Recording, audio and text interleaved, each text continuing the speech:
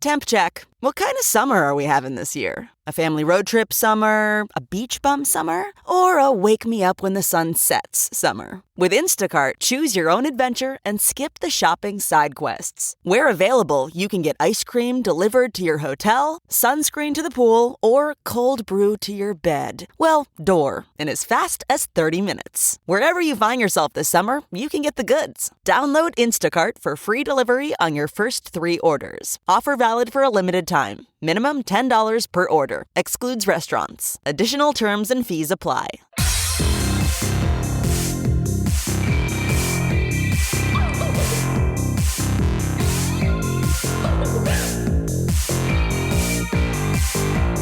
Somebody please think of the children! And welcome back to Scarred for Life, the podcast where we open up old wounds by looking back at the films that scared us as kids. I'm Terry. And I'm Mary Beth. In each episode, our special guest brings with them a movie that traumatized them as a child. I'm very excited today because our guest is Daniel Roebuck. He's a director, actor, writer, merchandise peddler, collector. I mean, he's a little bit of everything. You've seen him most recently for many of you as the Count in The Munsters. He's also worked with Rob Zombie in previous films like Three from Hell, and he also was Final Destination. Welcome to the show, Dan. It's so exciting to have you here. Thank you. I know I've gone from grandpa to the old man in the sea, or grandpa to Santa. Yay. But can you combine them? Herman, it's Christmas, idiot, moron. Yeah. I love that. All right. Perfect. I don't know if do people watch us or do they listen to us? No, they just They listen, just listen. but Oh, we well, we might have to save some just so everyone knows, Dan is now rocking an incredible beard, like Santa beard, like full Santa beard. Full Santa. White, I've gone full full Santa. S. Yeah. And the hair it's just full Santa. It's really good, actually. You look like it's a good Santa look. It really is. But Dan, you've done a lot of work in so many different capacities in film, but can you tell us, like, what's cooking up for you right now? Like, what are you working on in all aspects of your work? Because it encompasses a lot. I do stay busy. I'm very lucky to be staying busy. Usually a 60-year-old actor has one thing left to do, and that's play judges on TV, and then he dies. So I don't want to do that. So I've been directing and writing. We're finishing up Tuesday's Flu, which stars, although it's not a horror movie, it's a crime drama, a host of horror icons. We not only have Grandpa Munster in it, me, yeah. We have Ross and Marquand from The Walking Dead. I have Jackie Earle Haley, who was Freddy Krueger, Tony Todd, who was Candyman, and John Grice, who is the Wolfman in a little movie that everybody talks about called Monster Squad. So we had the Monster Squad in our movie, finishing that up, also finishing up a movie called The Hail Mary, a football movie that's set in an all-boys Catholic school, getting ready to shoot a Christmas movie called St. Nick of Bethlehem. And then you mentioned this other crazy thing we'll talk more about later, but we have this Monster General Store because as a collector, I thought, what else do I need? Oh, no one's making it. We'll make it. So that's my new mania. You're just like chilling. You're not a lot going on at all. You're just hanging out, enjoying life. Well, we were talking earlier, if I could just, to say his name would be good. Jeff Burr, a dear friend, passed away yesterday. And that's not going to be news to people watching this. But when our contemporaries die, I'm fortunate that I have a belief in the higher power, and that leads me to believe that Jeff, as great as he was on earth, has wrapped the glory of God where he is now. So whether you agree or not, that doesn't matter. But what does matter is when people who are contemporaries die, they die to remind us that we are alive. That is God's plan, to remind us that every day must be filled with something that works with our fellow man. That's what I think. So I don't relax because my contemporaries keep passing away. and they never finished their opus, and they never got to that one last movie they wanted to make. So I'm going to work till the end. And even then, I'm working on a way to haunt all of you and come back with movies, dreams. I'm working on that. So you'll have a whole dream. It'll star me, and then you'll owe me, all of you owe me like $12. Okay, For the cool. As long as you're not coming back in like Freddy Krueger and then tormenting us and then asking us to pay you $12. As long as that's not the case. I can't make promises, Terry. I'm going to do the best I can. But no, I won't come back as I don't think I should come to your dreams as somebody else's IP. It's got to be an There you IP. go. There's so many rights issues going on. It's not going to work out. You know as well as I do, there's some dead lawyer ready to sue me. So, oh yeah. We've I seen gotta it in be Beetlejuice. We know what it's. We know the bureaucracy in Beetlejuice. We know what's Exactly. awaiting you. Well, Dan, I would love to hear about this general story you've started and about your collecting and just more about you as a collector, because I've seen some of your collection in video form, and you have quite a formidable collection of action figures and all kinds of horror movie memorabilia. Yeah, I mean, I do and have always collected stuff, Universal monsters. The fact that I'm now a Universal monster myself is more than my little brain can take. Because who would have dreamt that as a little boy that could be? So collect it. I have Don Post masks and action figures, and gosh, I like looking down here. Do you know, weird, I always collected on the Munsters. That's even weirder. That's Rob weird. Zombie and I had that in common. So, we'd be standing there on the set and I'd be like, oh, I want to be collected by people. So I have all that. And there's this incredibly talented fella named Pete Bregman, who is an ad guy, a marketing guy, and he's a great artist. And another guy named Brent Sorensen, who owns Brent's Dolls. And they're, entrepreneurial people.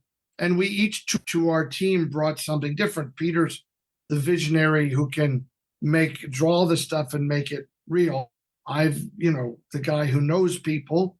And Brent is the guy who's already mastered, creating product and getting it out there. And he's a businessman, and always been a businessman. So the three of us bring our talents together, and we've got great stuff in store. The primarily, I've got we're making, we're using, IPs that already exist. Robbie is a client. I don't know if that's the right word. We're putting out Rob Zombie merchandise, Don Cosby merchandise, Lon Chaney, the Chaney family merchandise, action merchandise are our first, our first partners. And, we have lots of great ideas for more monster merchandise. Oh yeah. So is it like made to order? How do you guys handle the development of the? So some of the great, if people go to monstergeneralstore.com, they'll see these crazy, like they look like Mego 1960 Azrak monsters, but they are each individually made, hand painted. And we even made a funny commercial where somebody's playing with them, and we just because we made a commercial doesn't mean you should really play with them. Don't be an idiot. You gotta put them on your shelf. So we're looking into manufacturing more, we'll do as much as we can in the United States, and then we'll do as much as we can. What we can't do here, we'll do elsewhere. That's cool. It's wild when we sometimes get guests on that have either been in something or that created something that has been a Scarred for Life pick. But I just want to throw out that we have covered Final Destination on the show. No kidding. Oh, great. Yeah. I love it. And that was a movie that terrified an actor that we talked to. So I'm just curious, what was it like making that movie? Because honestly, that movie terrified. I mean, I have a Scarred for Life story about that movie myself. So I'm just curious what it was like being on the set of that film. Well, what a great place to end up. Do you know the guys? I think James Wong and I think Glenn, I think they mentioned when I came into the room, I was the only actor who was like, I love that you've used all the old monster horror names in the script. And he said nobody else begged that, but and also they had like Billiken models of Dracula and Frankenstein. I was like, I have all that stuff in my house too. So we immediately had something in common. That movie's a phenomenon. And because I don't know what your actor said who was on, but it did tap into this idea that we all have about how fast it could come. And if you cheat, can it catch up with you? I mean, they're 5 movies in and they went back to the beginning, right? Yeah. I wish that they would have kept our storyline. That's always hard, you guys. Actor, and I found out they were making part 2. You're like, oh, we're making part 2. And they go, we're making part 2. You're not making part 2. So unfortunately, they went for a different storyline because I don't know if Devin was not available, whatever. I was shooting I was playing Gary Marshall in a movie in that would have been in 2003 or whatever that was. And I walk out of my hotel room at the Sutton Place in Vancouver where we stayed when we made that. And Glenn walks out and James walks out and Art Schaefer, the producer, we're all walking down the hallway. Like, you motherfuckers are making another movie without me. Are you not? And they were like, yeah, that's exactly what we're doing. How now nobody calls. You know what I know?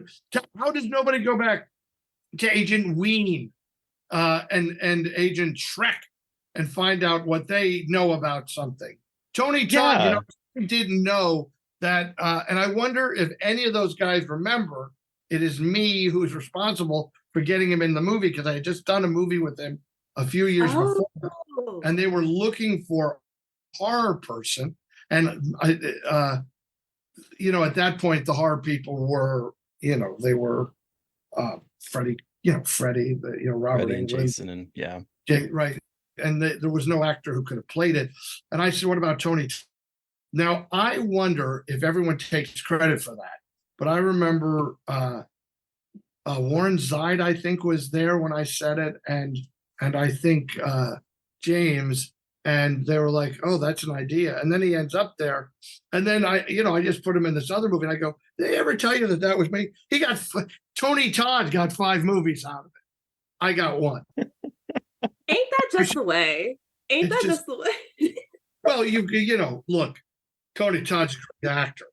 And, I put him in my movie because I'm not an idiot. When I need a great actor, I call my friends who are great actors. They just don't call me. But maybe that tells me everything I need to know about what they think of me. I don't know. Maybe if they did Final Destination Christmas, like, if Santa was oh my God. I'm going to make it. I'm going to cast you. I need that. We can make it happen. Wow. So isn't it great? Look, like all of us, don't we have the movie? Now, we don't flip around TV like we used to. But in the old days, if I was, and there was The Sting or Jaws or The Great Escape, you'd be like, oh, well, I could just do this for the next 30 minutes, completely happy. So I know I have one movie like that, which is The Fugitive, which people say they say all the time that's that movie for them. And now I'm starting to hear Final Destination is also that movie. We were actually in a hotel last week and Tammy was flipping the channels and it was on and we watched for a few minutes because it's you say, what was it like being on that movie? What's funny is a movie for an actor is a photo album. For you guys, it's a movie. For me, that's like a million pictures of where I was that day and who I was standing next to and what I was doing.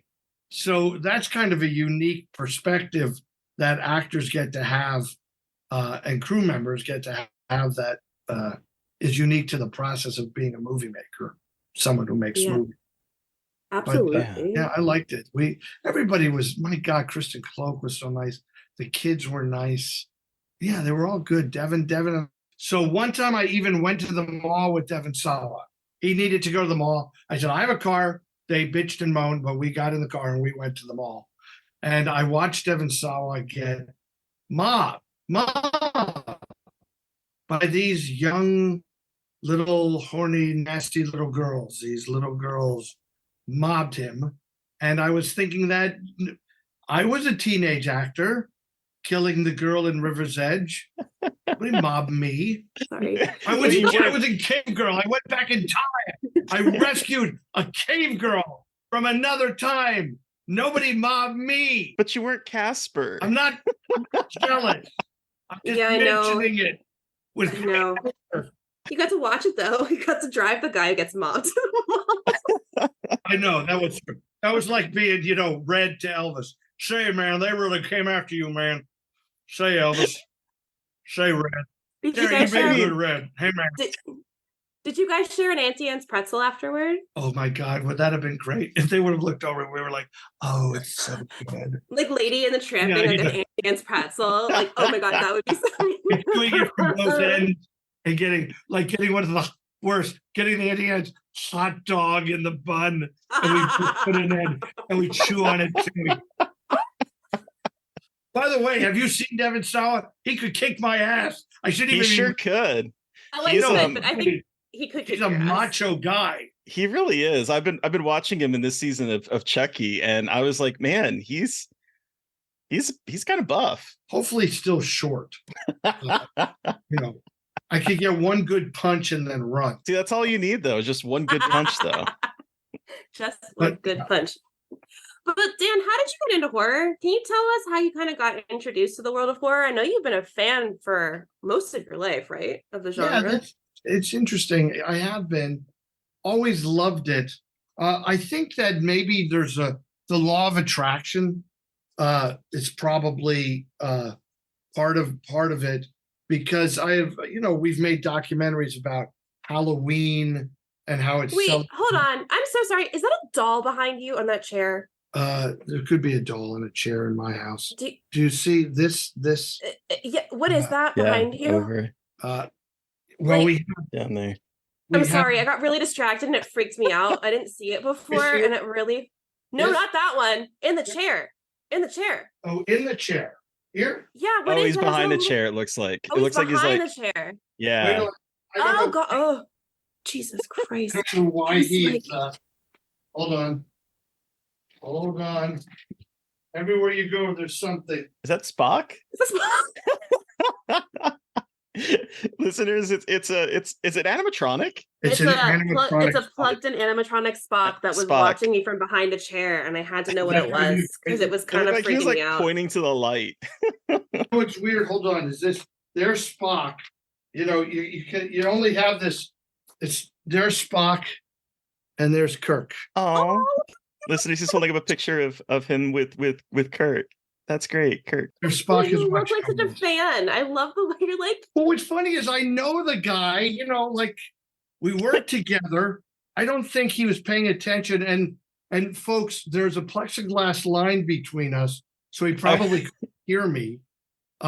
So my wife took this photo, and she took that out, and she put it as if we were standing next to each other. Oh my God, that's so funny. And That's it's great. Dwayne Whitaker, my, who stars in all my movies with me, Maynard from, it was like, Yeah. you are getting a picture, because I have a picture with the guy, because I did his TV show.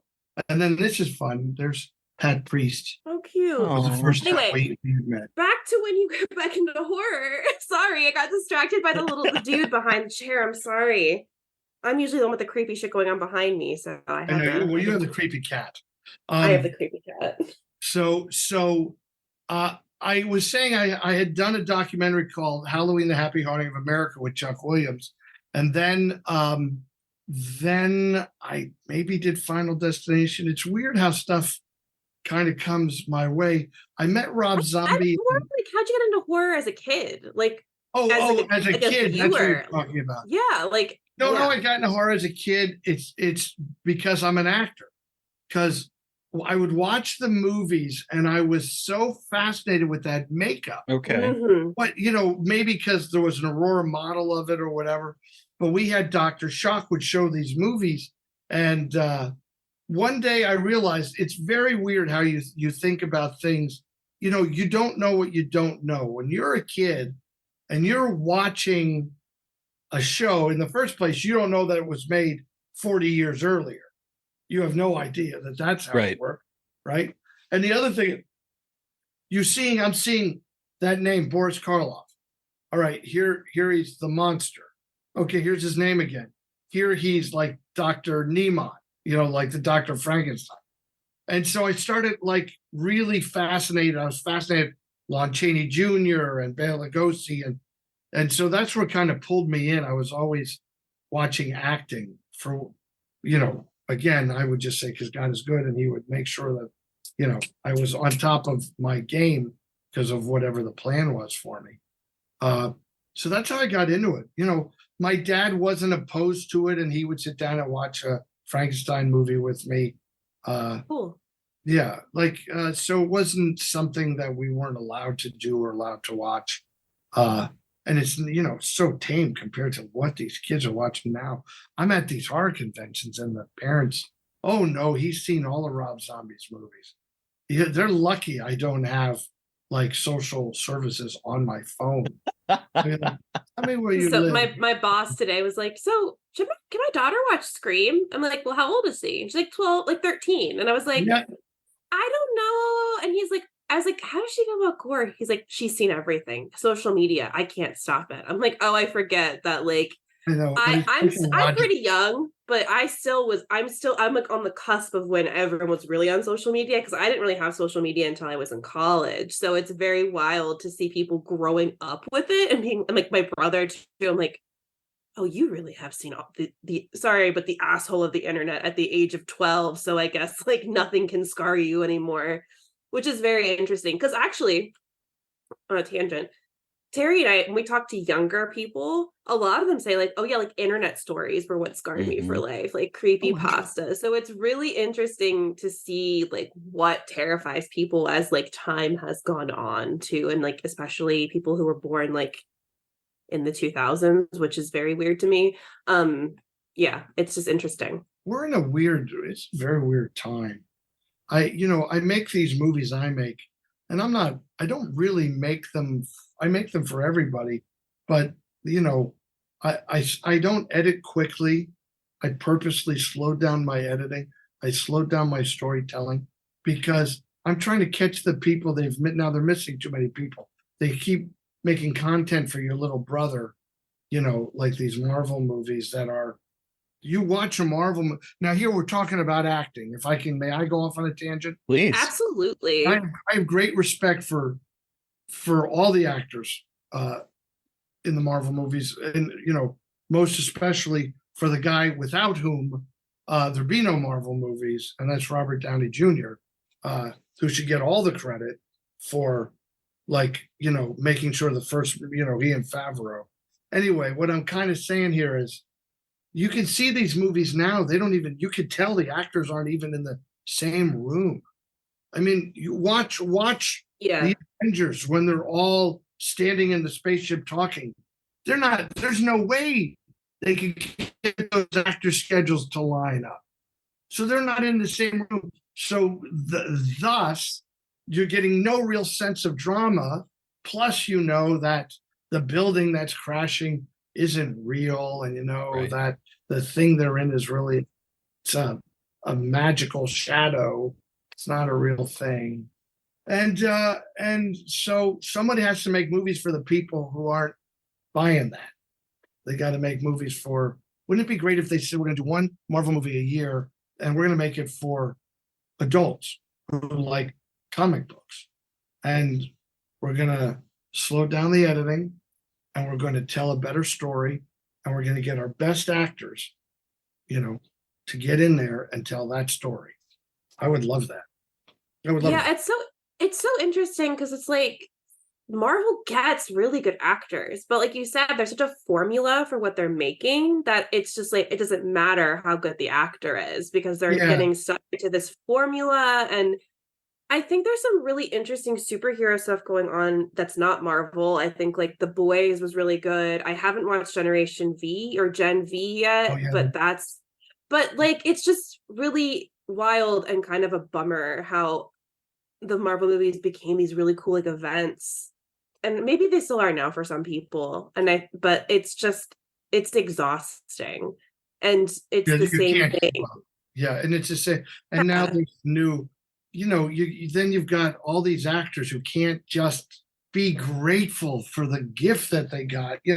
We've got a new Marvel movie, but we know the girl who stars in it doesn't want to be there because she's made it clear that she's Yeah, not. well, it's so hard because it's like people can't take jobs because of Marvel. It's just a kind of a mess. I feel like Disney has just kind of come in and been like, "This is how content," and it's like, no, not the content. I just want to watch movies.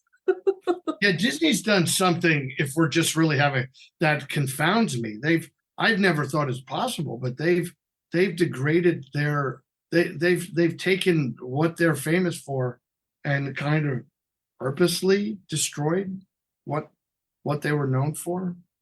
I like Disney. I still support Disney. We go to Disney World. I'm a season pass holder.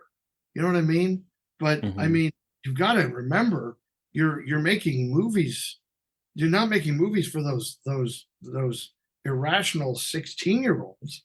You're making movies for everybody. So stop pandering to the irrational 16-year-olds who one day I mean, will. but a lot of people love those movies. It's not just 16-year-olds though. Like there are so many people who love these movies. It's wild. Do you think? I'll bet you it's going to start falling off.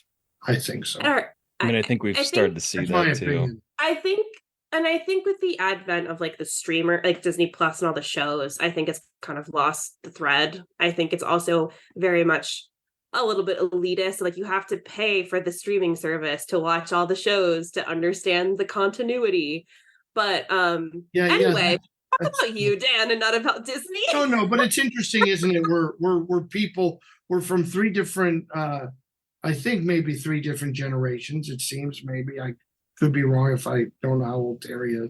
But I'm like almost Gen X, but I'm still like considered a millennial. So like Mary Beth and I are in the same, but I'm 40. Oh my God. What? I'm 42. I'm 42. Okay. So and Mary Beth, you're a lot younger. I'm 30. I just turned 30 this year, yeah. So I mean that's a generation, 30, 40, 60. But no, I think it's interesting when we all talk because when you watch one of my movies, if you ever watch it, I can tell you you and the guy who would be sitting in this square, you'd all like understand it. And you wouldn't be like, eh. But on the side too, show me Chris Hemsworth in Extraction 2. And I'm like, yeah. That's just funny. It's like, I love a good, entertaining, like kind of mindless movie. You know what I mean? But there's something about the Marvel formula that's kind of taken the fun out of that. But I still love a good action movie. You hit it on the head because I saw in this Marvel's movie, there's one of the characters from the TV show. I saw in a briefly as I was watching the trailer. And if you don't like, if you're like, I can't afford Disney Plus and Netflix, you're not going to know who they are. You're going to watch the movie, you're going to not know who they are. It's too much. Anyway, let's talk about me. Yes, about you. I want to know about the first horror movie you ever watched, Dan. That's You want to know the scariest movie I ever watched? Well, what was it? We're here, aren't we? Okay, that one. What was the first horror movie you watched, though? Do you remember? Oh, the first horror movie I ever watched. I'm a little deaf too. My great memory is the Frankenstein movies, Frankenstein, Bride of Frankenstein. Okay, cool. Those are the ones that I really have early memories, and I also have early memories of Color Dracula. So the Chris Lee Dracula. Yeah, cool. The Hammer movies. I was wondering because you'd brought up Universal earlier, and then you were sort of talking about Boris Karloff. So I was curious if your introduction was the Universal monster movies, because that was honestly my introduction to. My dad was a huge fan of the Universal monsters and the Hammer horror films as well. Yeah, and so that's sort of like how I got introduced to the genre as well. So I'm always curious when people start talking about Boris Karloff and all that stuff, if it was Universal that was kind of their entry point. Yeah, Universal was the, that seeing that bomb, seeing that go around made you so happy because you guys, we have a horror host, Dr. Shocker, and he'd show movies from Universal and from MGM and IIP, and he'd show newer movies, older movies, but you knew it's just like the brand of Disney, the brand of Universal. Even if you were getting Boris Karloff as the Mummy, you were getting the Mummy's Curse with Lon Chaney Jr. or Tom Tyler. I still get confused. The Mummy's Hand maybe with Tom Tyler, but you're still getting a Universal Mummy movie with Universal music. Oh and yeah. atmosphere, and that's what was always so much fun about that. So the horror movies, and especially those movies, Frankenstein and Bride of Frankenstein, were the ones that I really was like, what am I seeing? What am I watching? What is going on with that guy? And that led to the actors. Then I started looking at the makeup. And then when they show you all the horror movies, Man of a Thousand Faces was in the run.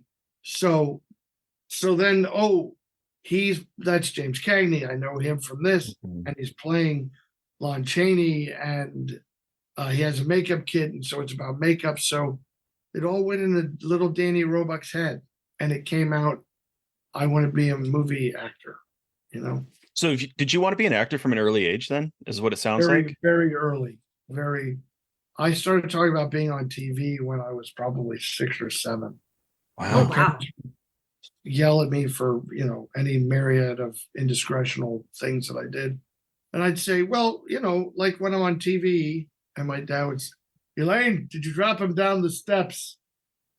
So I talked about it a lot, and was on TV the first time, maybe at 11. I used to do impressions, and there's a local telethon, like how the local telethon would fill in for when we all assumed Jerry Lewis was taking a nap on his television. So, and here we are in the Lehigh Valley, and I did my little impressions, and was like, I thought I was like Mike TV. I'm on TV, like I've made it. But there's nobody can find any video of any of that stuff. I was gonna say, where's that video? I want to see. Probably weird to see. Do you know Fred Olin Ray, a filmmaker, horror movie maker, and I mean, the guy's made hundreds and hundreds of movies. He put up a picture the other day on the set of a movie called The Phantom Empire, which would have been from 84, the end of 84, maybe beginning of 85. And in the middle of the picture, facing away from the camera, is me, because I was on that set with my friend who was one of the stuntmen. And that's so weird when you're like, oh, that's God, so funny. And I know what I was wearing because I have a picture with Robbie the robot, me and my buddy, so I'm like, that's me facing the other way.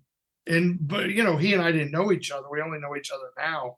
So anyway, it'd be interesting to see that footage, to see exactly how terrible an actor and an impressionist I was. Well, okay. So Dan, we've talked. Well, Dan, were you scared? Really easily scared as a kid of movies? No. Okay. I remember scared as a kid. Primarily, there was an episode of The Night Gallery where they leave a box, and the character comes for the box. I ran for the box, and my brother and I were like, "What?" TV movies were good like that. Also, Don't Look in the Basement. Yeah. With the little people and Kim Darby like acting crazy, and there was another one where a woman was buried alive. I remember that creeped me out. So TV movies creeped me out. In that episode, I remember my brother Johnny and I actually slept in the same bed, and we hated each other, so that was a rarity. But we were so both equally freaked out that a truce was called. Nobody was going to put their feet in the other one's face. We wouldn't sleep next to each other because we're brothers, and that's, not what brothers should be doing. So we slept at opposite ends with the no feet in the face promise. But we were freaked out by that Night Gallery. Freaked out. Hell yeah. Okay, Dan, we've talked about your career, your introduction to horror, but what movie did you bring with you today? What is your Scarred for Life pick? Well, I am excited. I'll bet you nobody else had this pick. I'm very proud of it. I'm surprised no one's had this pick yet. You had to be my age and a child. like when this movie came out. My pick for the scariest thing I ever saw was Chitty Chitty Bang Bang. All right, Chitty, y'all. chitty, So, bang, bang. for those of you unfamiliar with the childhood classic Chitty Chitty Bang Bang, a down on his luck inventor, played by the always incredible Dick Van Dyke, turns a broken down Grand Prix car into a fancy vehicle for his children, and they go off on a magical fantasy adventure to save their grandfather in a far off land. All right. So Dan, take us back. How old were you when you saw this? Why did you see it? How did you see it? Why is this your Scarred for Life pick? Give us your horror story. All right, I'm going to freak you out and tell you that I know exactly what day I saw this movie on. Holy shit. Wow. Holy On shit. July 10th, I think 1968. Holy shit. It came out in 68 or 69. It was Came my out in 68, yeah. It was my brother's birthday, which is why I know when we went for his birthday. So he's 2 years. Oh. So that's how I know the date. So we're watching the movie, and oh, you Pretty Chitty Bang Bang. They're dancing, and there's jumping, and there's too sweet, da, da, da, da, da, da, Yep. da. And then they go to this Nazi world, this crazy world where a king has this woman, but she makes him toys because he likes to have the toys of the thing, and he's like played by Gert Frobay, who was like the villain in he's not Dr. No, is he Dr. No? He's the villain in one of those early Bond films, and Kurt Frobay, look him up, Frobe or Forbe, and he hates his wife. And he's Goldfinger. He's Goldfinger. He's a little prancy-mancy guy, and he sings a song, "You're my little chutty face, my oochie woochie coochie loochie chutty face." And the whole time he's singing it, he's trying to kill her. And I'm fine. Yeah. And then Benny Hill is not Benny Hill. He's the toy maker who works in the town, but there's no children in the town. So how could there be toys? So he is the guy who makes the toys for the king. Okay. All of this sounds a little like the Rankin Bass, the first toy maker to the king. Dun, dun, dun, dun. So that's what's in the story. But you guys, Benny Hill being a toy maker and Kurt Forbe, you're being the king who wants, he hates to have the children because the wife doesn't like children, and she's like in, hoochie coochie underwear, dancing around and singing. This, by the way, was produced by Cubby Broccoli. This was the people who brought you 007. Because it was written by Ian Fleming. It was written by Ian Fleming. So they bought everything.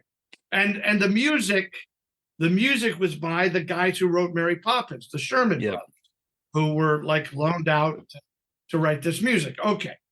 All of that's crazy. Why would this be terrifying to a 5-year-old? Because a 6-year-old, because I had no problem watching the lady dance around in her underwear, and I had no problem with Dick Van Dyke or Sally Ann Howe. There's a character called the Child Catcher that's played by Robert Helpman.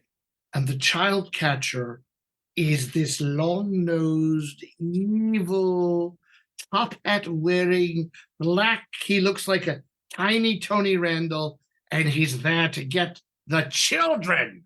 He wants children because children aren't allowed in this world because the queen hates them.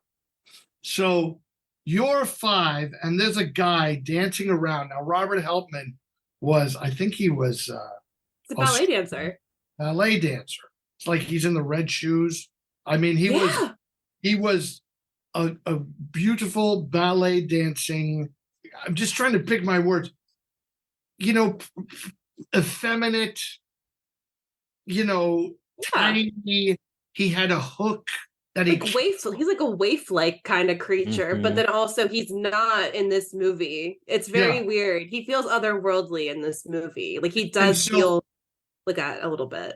Yeah, out of nowhere comes this character that throws nets on children and takes them away. And he's got this, he's got a wagon, and, he comes, where children, where are the children? And the wagon's covered in, lollipops. And he's like, lollipops, I have lollipops for you. And then the kids are like, he has lollipops. And they run. And once they're in the wagon, he pushes them in, and all the stuff falls off. And they're, oh my God. I'm discussing it now. It's terrifying. Like, by the way, now you just have, like, go to any Megan's Law website, the guy who you should really be afraid of is like the guy who looks like your Uncle Bob, or, what I mean, they're just, these horrible human beings.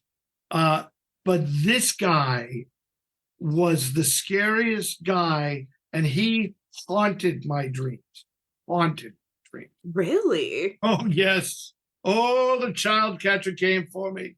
Because, oh no, I was probably a bit of a naughty boy. Like, I was always trying to stay up late, watch monster movies. And, I was reading my famous monsters and my comic books. And, I probably wasn't the ideal son for a father. Let's go play Little League. The Son of Frankenstein's on, and you expect me to put my energy into a stupid ball game?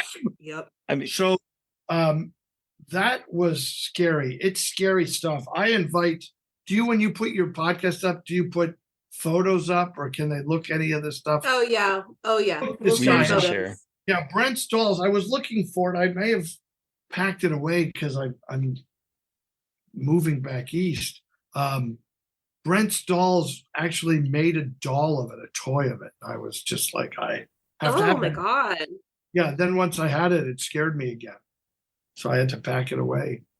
Well, I can understand why he is scary, because I did find it's a kind of an archived website page now. It looks really early 2000s, but the BBC, they had like a children BBC part of their website back in 2005, and there is an article there that talks about, I'm not sure where it was voted, but it says the child catcher from Chitty Chitty Bang Bang has been voted the scariest villain in children's books.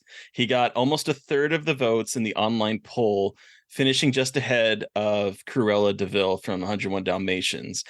And I think that is fascinating that in 2005 that is still the character that comes up, because he is really terrifying in this movie. He just is so menacing in a movie that is otherwise very fanciful and very low, like very kidsy. And then we have this moment where it's like, oh, there's some danger here. Yeah, and they don't, I mean, guys, they don't soften it. He's terrifying and awful and made up. The makeup is so great. They put this really long proboscis on him, like a Cyrano nose, and the wig where the hair is just like razored in. What's interesting to me, Terry, what you just said, I'm intrigued by that. In the first place, was there a book called 101 Dalmatians? And did people still read that book? Because I've never heard of it. And the child catcher, like, I haven't read the Ian Fleming novel, but I mean, that is one thing that I was curious about, because it says books, but I'm pretty sure from when I was reading about the character, that he was created by Roald Dahl for the movie. Yeah, that's what I thought too. And so I do wonder, this was from 2005, and they might have they were probably things up, but I'm not casting aspersions on the information, but yeah, isn't it sad that now, only 20 years later, less than 20 years later, I'll bet kids don't even know who that character is. Yeah, maybe for the best based on my experience, but they know who Freddy Krueger is, weirdly, and who Michael Myers is, weirdly.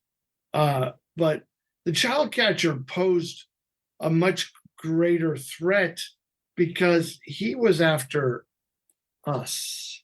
Yeah. The parents were like, "Nah, Kinder, don't run, Kinder, no, Kinder." And they tried to save the kids from running in to get the lollipops. But he wasn't after them, adults. He was after these poor little kids. Creepy McCreepster. It just feels like it has like informed. I know, like we've seen it before, but that idea of like the creepy stranger with candy.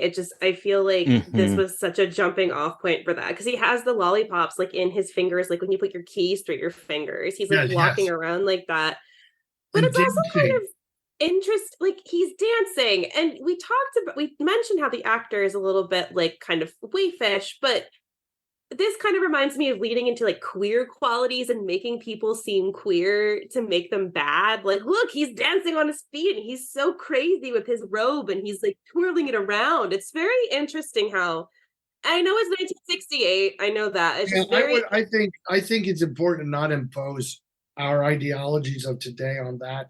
I think he was dancing around because they hired one of the best ballet dancers in the world. Oh, I mean, absolutely. But I politely pushing back just a teensy bit as a queer woman. Just like, it's hard to watch things like this and not think about that. Like when you realize, like in a lot of movies, queer characters have been coded like that. And again, this is not like trying to like say it's a bad movie. It's more just interesting how it goes into these trends of early movies where gayness was usually seen as scary. And I think that's like a trend that a lot of people have written about and talked about. And it's just kind of interesting to see how this movie, again, I'm not saying it's consciously, but like subconsciously kind of takes in those kind of tropes in a really interesting way to create a terrifying villain. But it's always just interesting to see why he is so scary and like what about him is scary. So Interesting. Like, let's talk about that more because I like these conversations. So weirdly, imagine, I don't know, I said 68, and what would have that have been?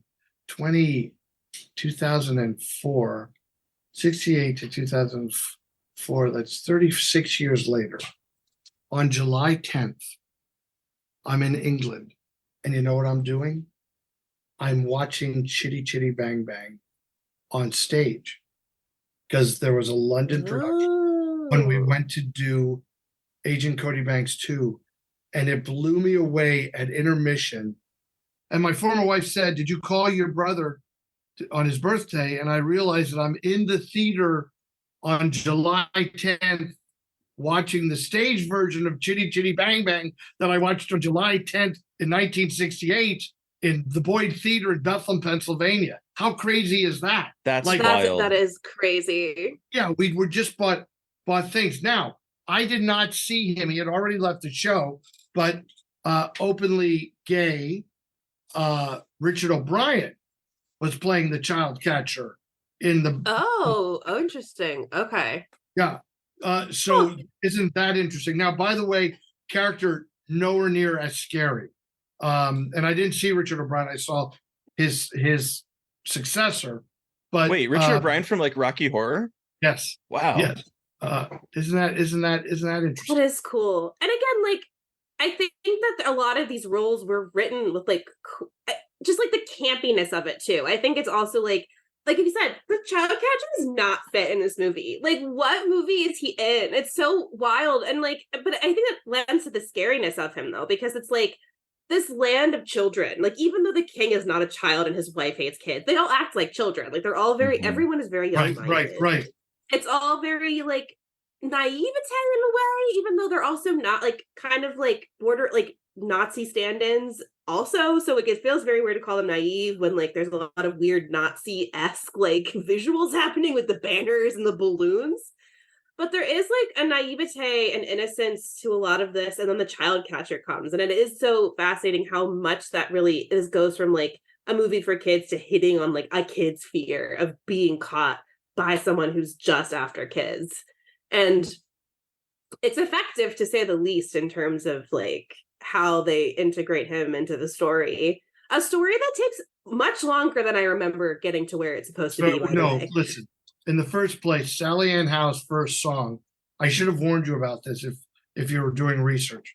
I should have said, imagine that song is only there for you to go buy candy and popcorn. So don't watch the song. Get up, go make your wife popcorn, come back.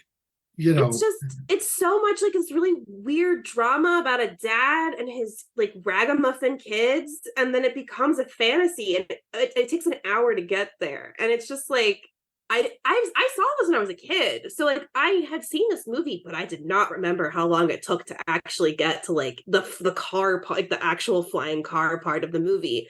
I can't imagine sitting in the theater as a kid that long, but I mean. Movies were longer, but still, like Sound of Music was like. Yeah, movies were longer. We were trained to sit there. There was an intermission too, right? There's an intermission built in. Yeah, so I can't remember the intermission. There's one in there may have been an intermission when we saw it. Like, did you get the roadshow version or the regular version?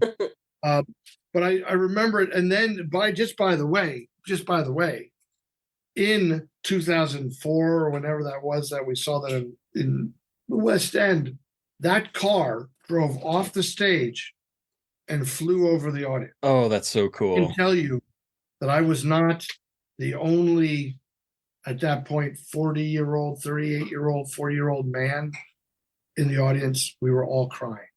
We were all like, oh, God.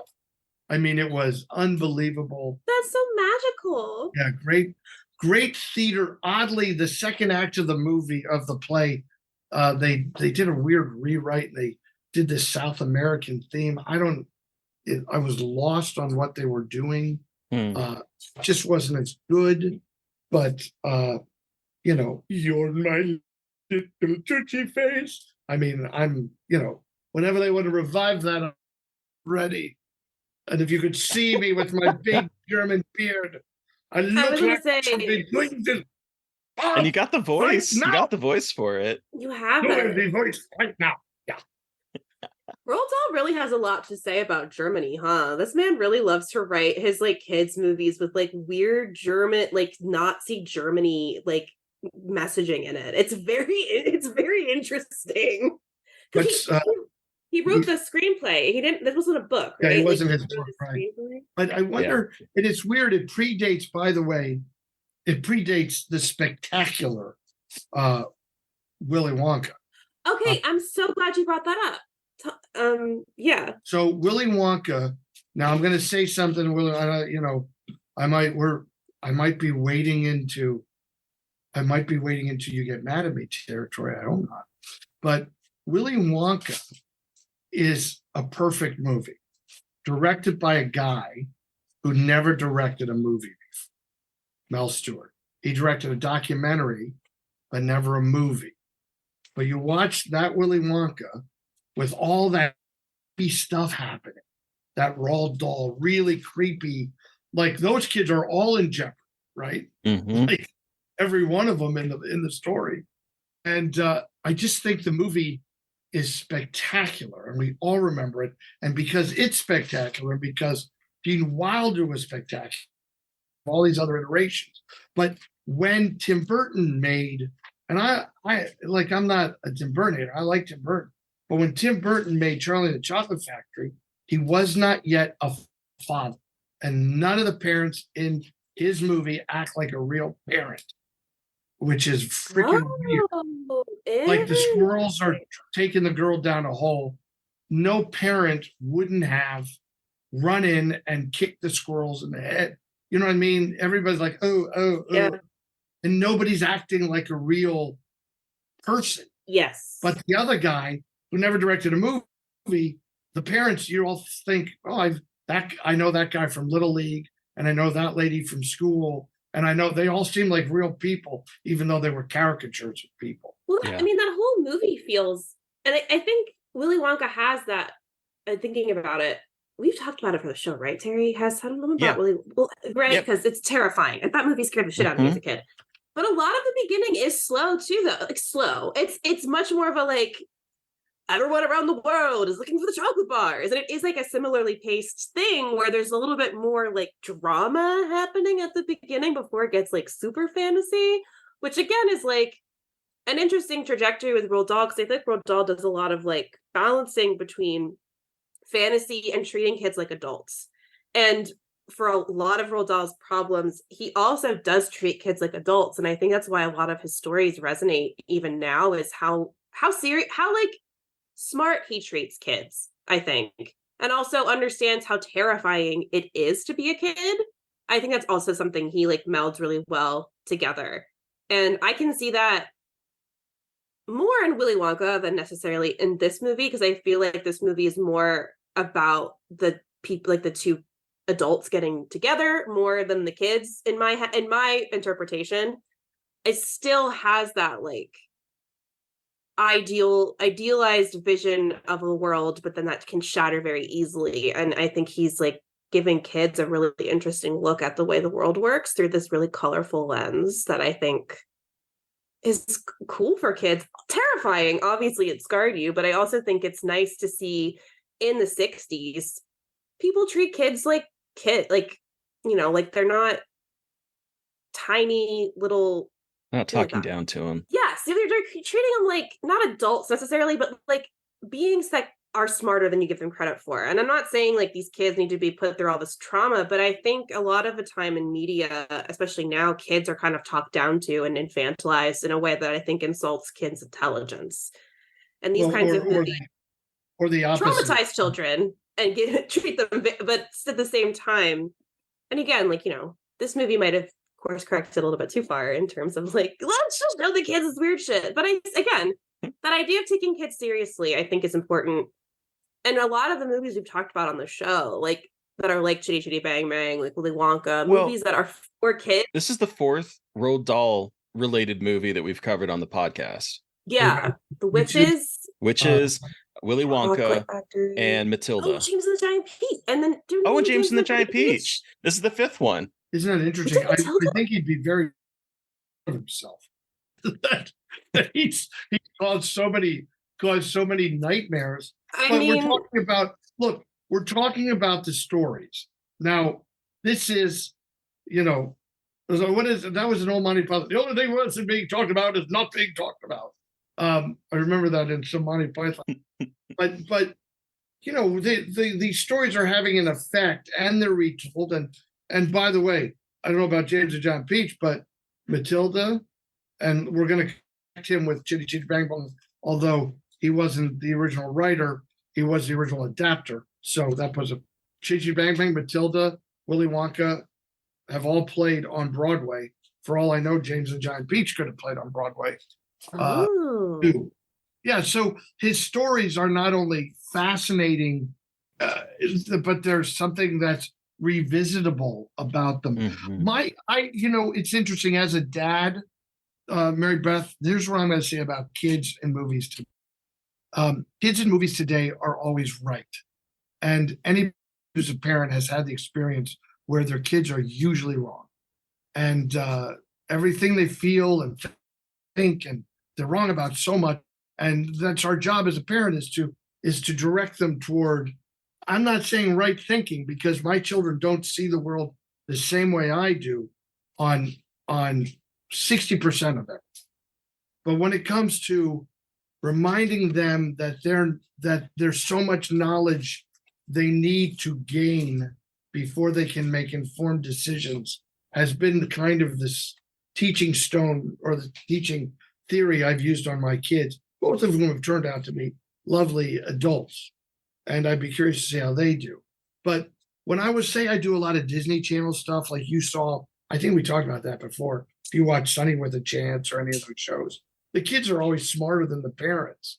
And, you know, I would have taken one of those jobs just because I had a family to raise. But at one point I would have been like, could the parents be a little smarter? Could we be? Maybe the kids not. The kids don't want to see a world where the parents are smarter, Dan. We want to be the smart ones. Parents don't know everything. What are you talking about? That's not fun.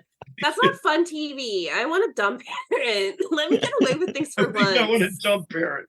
I mean, I don't know why I'm complaining. It's a Disney Channel, and I took their money. Look, I'm an actor for hire, and I've done lots of stuff that's not me. Hell, harder than that was like playing talk about the child catcher. You know, this is something just occurred to me now, this moment in this conversation. I freaking played him on what? No, Sam, what was that? On Criminal Minds. Jesus, this just occurred to me. I literally played. I had the girl in the van. I stole the kid. I would take the children. Oh God, it didn't hurt. Oh, I'm getting the willies just talking about shit. Oh my I think we have to God. stop the podcast now. Oh my God. This thing that terrified me, I played. You became welcome. in a movie You're or a TV welcome. show.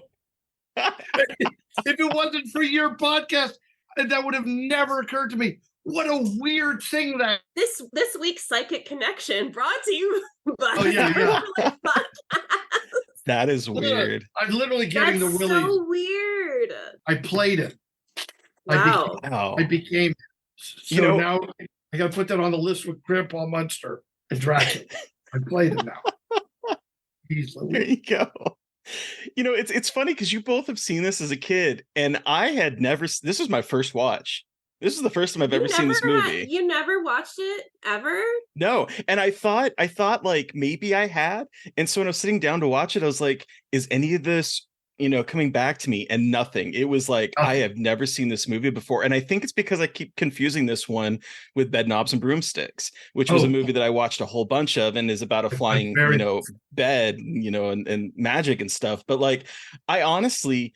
I've never seen this movie before. And it blew me away that because I thought I had maybe, but I think it was me getting confused with Bed Knobs and Broomsticks. So this was a first watch for me. Oh, that's good. Hey, isn't that good if on this show, that's what we bring to your audience too, is an opportunity to watch something. Look, Chitty Chitty Bang Bang, I'll watch the old Bamboo number where Dick Van Dyke, this guy is such a talented guy, and he has to dance one step behind everybody else. I've seen this done on stage. This is the hardest thing to do because you're visually seeing everybody else, but you have to stay on your count. It's very difficult dance. That's called the old Bamboo. Yeah, that David, was I'm curious what you thought about this. Yeah. Oh, you were just gonna keep. Oh, going. I was just that dance. It really impressed me that whole number because you're right. Trying to be a little bit behind everyone else when dancing is all about synchronicity with a lot of these big musical numbers. That's wild to me it worked incredibly well. But as the first watch for me, I do think it's a bit long. I think it takes I was watching this and it's like, man. I know that this is about a car that can change shape into like a boat and an airship, and there's like a fantasy element to it. But the first hour, I'm like, wow, we are just still introducing the characters. We are still introducing the kind of problem that they're dealing with, the financial issue, and he's spending a lot of time just trying to get money to buy this destroyed car. I was like, wow, this is taking a long time to get to. What I had memories of as being when I would see like commercials for it or whatever was the whole fantasy element, and it is a good hour before we even touch on that, and so that kind of surprised me. But I think what really jumped out at me, and this kind of ties into our conversation that we had a little bit earlier, is the fact that this is so lavish and lush. This production, from the very opening moment where we have tons of actors and you have the Grand Prix that is going on, and there's an explosion and there's so many people, the practical effects of like the production design where they are living in like a windmill and the windmill is actually turning on the inside. I was thinking if this was made today, it would be all CG and it would be very small and it'd be like a Marvel movie. And I was thinking when you were talking earlier, I was like, I want to make sure I bring this up because there is life in this movie with a whole bunch of people acting together that I don't think we see anymore. It's usually very smaller and contained, but this is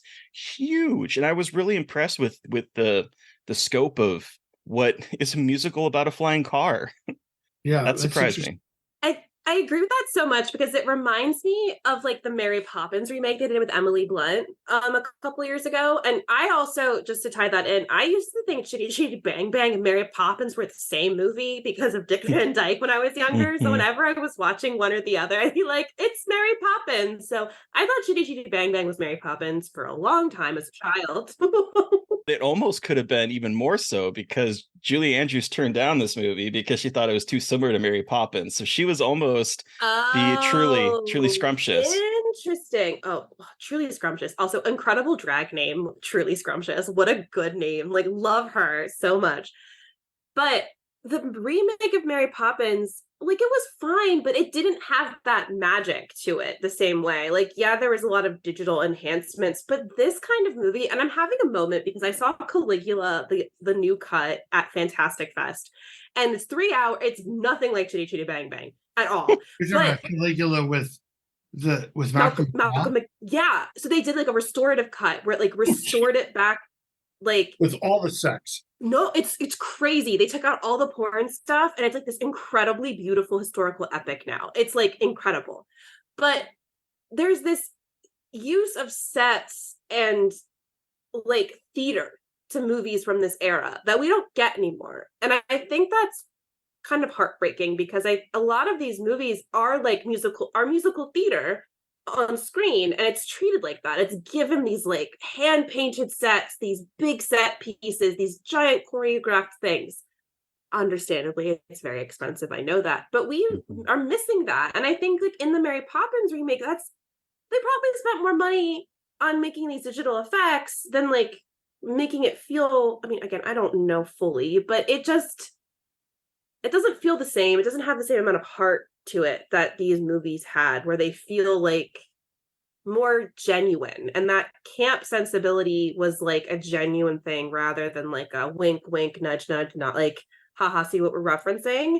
This just feels a little bit more genuine and where it's coming from. The difference is, these movies were made by the Broccoli's and Walt Disney. We're talking about these two, let's say, putting them side by side. They were made by people who didn't really care about what anybody said about the length. Yeah. I mean, Chitty Chitty Bang Bang has the best actors in the world at the time. Just like when they made Cleopatra, they had the best actors in the world at the time. And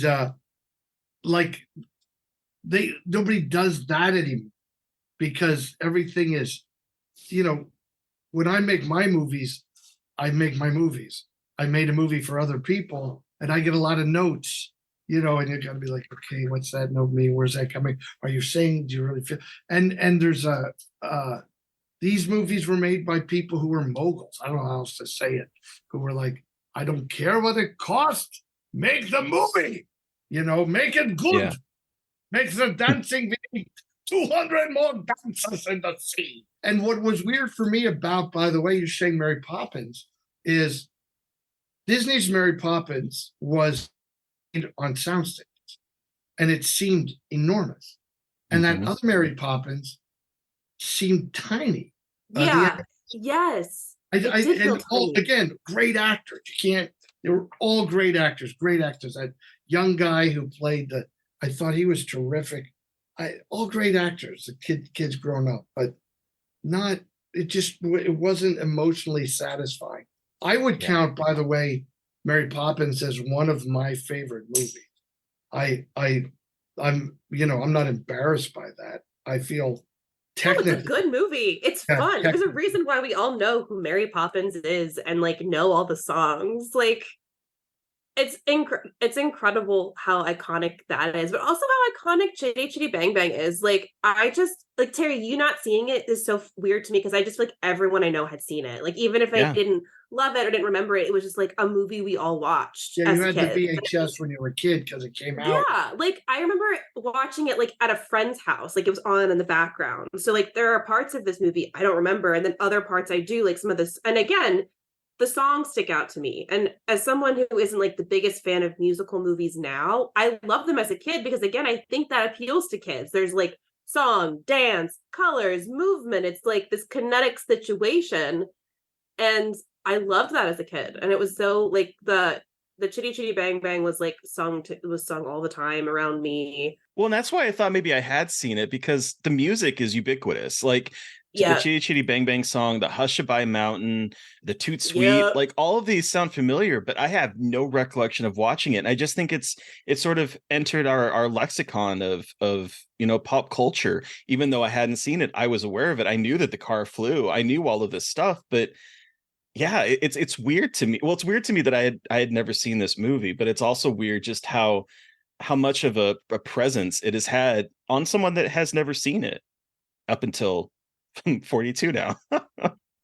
Just wild. Its budget was only 10 or 12 million. I mean, I guess it's a lot for that time period. 68. I suppose it's a big And budget look at for the I'm trying to budget think.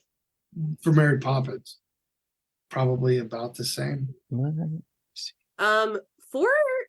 it says 4.4 to 6 million on Wikipedia. So everyone take that with a grain of salt. It's Wikipedia.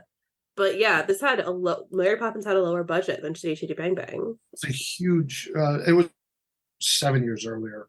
And they had to invent a lot of the stuff that they did which was now then already invented by the time they did Chitty Chitty. And Chitty Chitty Bang Bang did animation sequence, which is also that's true. Uh, just one more quick shout out to Dick Van Dyke for just being the best. I mean, that man knows how to dance and sing and just be like a charming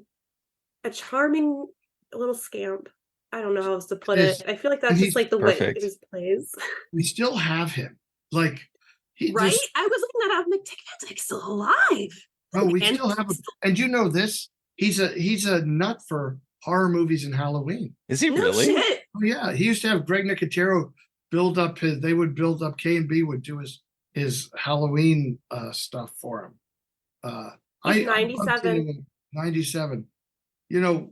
He's very rare that a guy like a tall person rarely lives to be 97.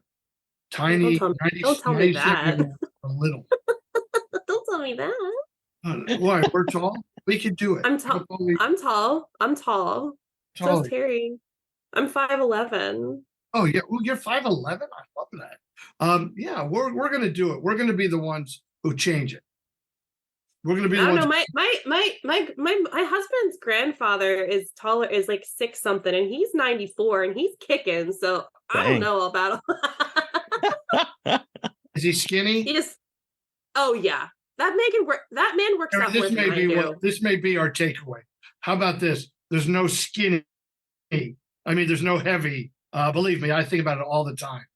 If I want to live, and we started this conversation with Jeff Burr, who was not, when you're gonna go, and that's just how it is. So you better live your life to the fullest. You better see Chitty Chitty Bang Bang now, and not wait to see the child catcher. You better be scared tonight after you watch it. I'm talking to you, the listener. We've all seen it. So on that note, I think it's time to wrap up on that incredible note. Now that we've insulted the audience. I do it all the time. I'm really good at it. Terry. Yes. How many toot sweets out of 5 do you give Chitty Chitty Bang Bang? I think this is a fantastic film. I think it is beautifully made. I do think my only gripe with this movie is that I think it is about an hour too long. Is my only real gripe about the movie. Because I wanted to get to the fantasy. I wanted to get to the car flying. I wanted to get to all of that a little bit sooner. And maybe I'm just impatient in my older age. But I think this movie is fantastic. I think it is aged really well. I love the effects. I love the design. I love the songs, the music. I love everything about it. So for me, I'm gonna give it 4 toot sweets out of 5 for me. What about you, Mary Beth? I'm gonna have to agree with that. On all counts. I think it's so wild how watching this movie, all these memories came flooding back to me with the songs. Like I haven't really watched it or listened to anything, and all these memories and these like very specific situations where I saw this movie came back, and like they were all very like banal situations, but it was still kind of cool to just have this like random memory of being at my parents' friend's house, playing with their chinchilla, watching Chitty Chitty Bang Bang. Like, why do I remember their exact living room layout? I don't know why, but for some reason, Chitty Chitty Bang Bang like imprinted itself in my brain and had me like remember this very specific moment in my childhood. Like, it's kind of cool how that happens and these kinds of movies happen. And so I really am excited. I was so glad to be able to revisit it and see like what is so beautiful about this movie. Yes, it could be much shorter, but also like it's a treat to be able to see movies like this and that movies like this exist and have existed. And it's just a really awesome piece of, I don't know, film history and what movies have been and could possibly be again if we really tried. But Dan, you have the final word. How many toot sweets out of 5 do you give Chitty Chitty Bang Bang? I'm gonna give it I'm gonna agree with you. Let's go four Fours four across the sweets, board. 4 toot sweets, and I could, but how much toot sweet toot sweet toot sweet toot. Dan Roebuck, one-man show, Chitty Chitty Bang Bang. Can Let's you- go. You can play I all the fly? roles. Oh my And god. then I make and all the 60-year-old men cry. Oh my god, Yes. oh my god, but why are you up and you fly like the car? Oh, I that would know, be so By the way, the Mary Poppins musical, they flew her over you. I saw that first. And then you're also, I don't know how the hell they do that. Mary Poppins musical, watch it on like a guy goes to the proscenium and he dances proscenium and then he dances upside across the proscenium and then he dances down the proscenium. I would pee my pants. Oh, I wow. would I'm no. sure he did. It's definitely worth. You can find that online. Look up. That's in Mary Poppins. It's Step in Time. Okay. Step in I will Time. have I'm to. going to have to. You'll I'm gonna have check to out. Google that. Listen, I just want to say I'm grateful for the time we spend. Very, very happy to know you now, Terry, and to see your videos that you watch. And Mary Beth, you're always good to us. And I'm just pleased, and I hope everybody enjoys this movie. And we'll be listening to hear what other people have to say about their movies. Yeah. Thank you so much, Dan. Where can our listeners find you online? And the floor is yours to plug away anything that you can talk about. Did you Oh, that's very take kind. a plane out of nowhere? What the fuck was No, that, Dan? I don't know what it is. I wish I had a flying car. I have in my toys, although I did pack it away. I have my cereal premium. We used to get them in the cereal and you put them together and you cut the wings out of the side of the box. Oh yeah. Flying Oh Chitty my Chitty God. Post cereals. Look, people can always find me. I'm Mr. Daniel Roebuck on Facebook, Instagram. If I work a lot, I don't post a lot. That's probably my problem. They can go to Monster General Store to see the fun stuff we're doing. monstergeneralstore.com. If they want to be part of faith-based filmmaking, they can go to a channel of peace.org, which is how we make movies. And keep an eye out next year for Tuesday's Flu and the Hail Mary, both coming to you. And lastly, I guess, Lucky Louie, the movie I wrote and directed with my daughter Gracie, will be streaming everywhere next month. Oh yeah. Awesome. Cool, Dan. Well, everybody, you've heard from us. We want to hear from you. What was your experience with Chitty Chitty Bang Bang? What's your favorite song? You need to let us know. You can send us an email at scarredforlifepodcast@gmail.com, or you can reach out to us across social media. I am at MB McAndrews on Twitter and Blue Sky, and then I'm at mb.mcandrews on Instagram. And I'm at Gaily Dreadful everywhere. And of course, don't forget to follow the podcast on Twitter and Blue Sky at Scarred Podcast, and on Instagram at Scarred for Life Podcast. And we would love to see your dance renditions of these. Yes. You're welcome Ooh. to Would sing love. any number, dance. If you can get like 25 of your friends and learn the old bamboo, put it up there so we can see it. We want to see it. Yes, please. Please. That would be amazing. And while you're doing that, please don't forget to review, rate, and subscribe. And if you want to help support us, we are on Patreon. Yeah, that's good.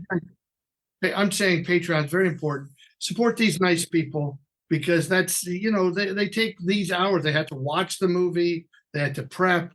Support them. It's a good way to. We have to help artists always create art. That's just part of good society. We're cutting out that part and using it forever. Thanks, Dan. Yes, we are. Thank you to Eric Power for our artwork, and thank you to Sean Keller for our music. Thank you, everyone, for listening. Please stay safe out there, but most importantly, stay creepy. And until next time.